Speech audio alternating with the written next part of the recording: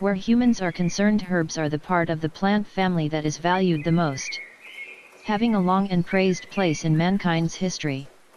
In general use, herbs are any plants used for food, flavoring, medicine, or fragrances for their savory or aromatic properties. Culinary use typically distinguishes herbs from spices. This program is brought to you by Richard Orberson on behalf of the Orberson family. Agrimony is used for sore throat, upset stomach, mild diarrhea, irritable bowel syndrome, IBS, diabetes, gallbladder disorders, fluid retention, cancer, tuberculosis, bleeding, corns, and warts, and as a gargle, heart tonic, sedative, and antihistamine. Agrimony is sometimes known as church steeples because of its thin, tapering spikes of small, star-shaped yellow flowers. The mid-green leaves have serrated edges and grow in alternate large and small pairs. The flowers, which are borne throughout the summer, have an apricot scent, particularly attractive to bees and other insects. The flower spike can grow to over 2 feet high. In Anglo-Saxon times, agrimony was virtually regarded as a heal-all with almost magical powers. Its name is thought to be a corruption of the Greek argemone, used by Dioscorides to describe plants that healed eye disorders. It contains tannin, which as well as being recommended for dressing leather is good for skin eruptions, and it yields a yellow dye. Today it is made into an apricot-scented herb tea, and an infusion of agrimony is often prescribed for gastrointestinal complaints, coughs, cystitis, and as a gargle for sore throats. It may be used in an eye bath to add sparkle to tired eyes.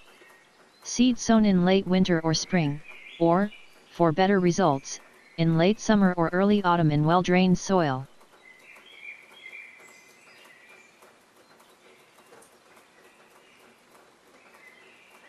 A Lacoste was taken by settlers to America, where the Puritans carried a leaf in their Bibles as a fragrant bookmark and to allay appetites during long sermons, giving a Lacoste the nickname Bible leaf.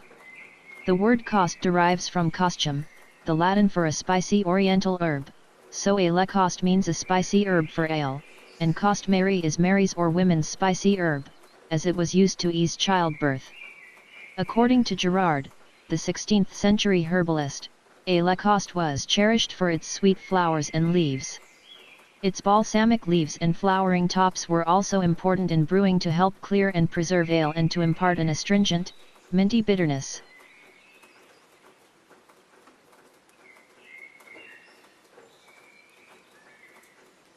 Alliums, one of the most popular and widespread culinary flavorings, is the onion family. The value of these alliums is reflected in the Latin unio, one large pearl, and the Chinese name luol among vegetables. Alliums also have marvelous health-giving properties. The stronger the smell, the more effective their healing powers. Pyramid builders and Roman soldiers on long marches were fed on a daily ration of garlic, whose power even extended to protection from black magic, as vampire films continue to remind us. Today, garlic is a major flavoring in many cuisines. Chives were recorded 4,000 years ago in China and appreciated there by the traveler Marco Polo. He reported their culinary virtues to the West, where they rapidly became indispensable.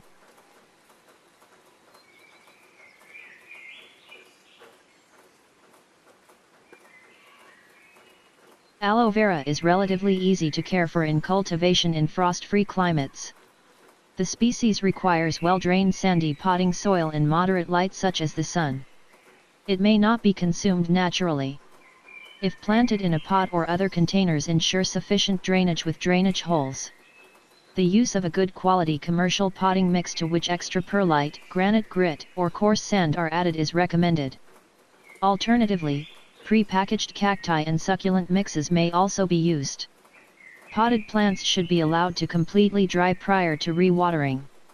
During winter, a verum may become dormant, during which little moisture is required. In areas that receive frost or snow, the species is best kept indoors or in heated glass houses.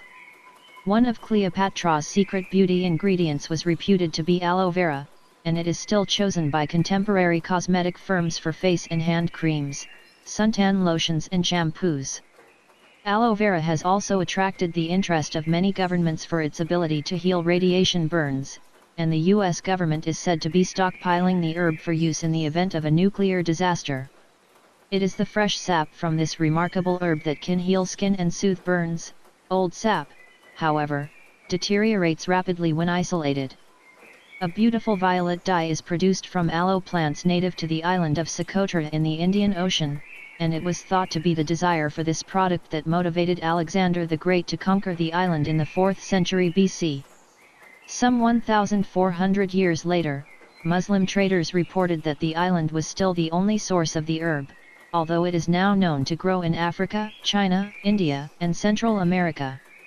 There are about 350 aloe species. Aloe vera.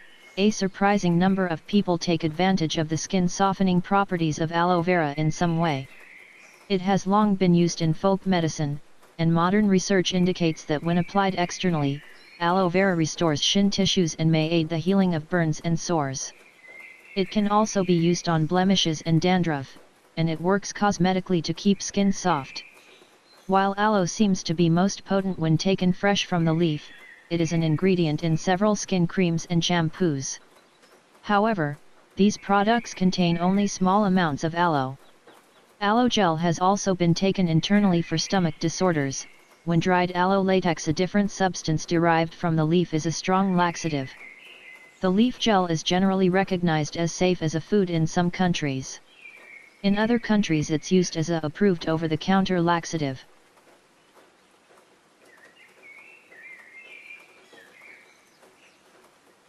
Angelica, a highly aromatic plant. Angelica is praised in the folklore of northern European countries as a cure for all ills. Its name is thought to derive from the fact that, in the old calendar, it usually came into bloom around the feast day of the Archangel Michael, the great defender, who appeared in a vision to explain protective powers against evil. Angelica is a moisture-loving native of damp meadows and river banks. Its large leaves have a tropical appearance and can give the garden a lush atmosphere.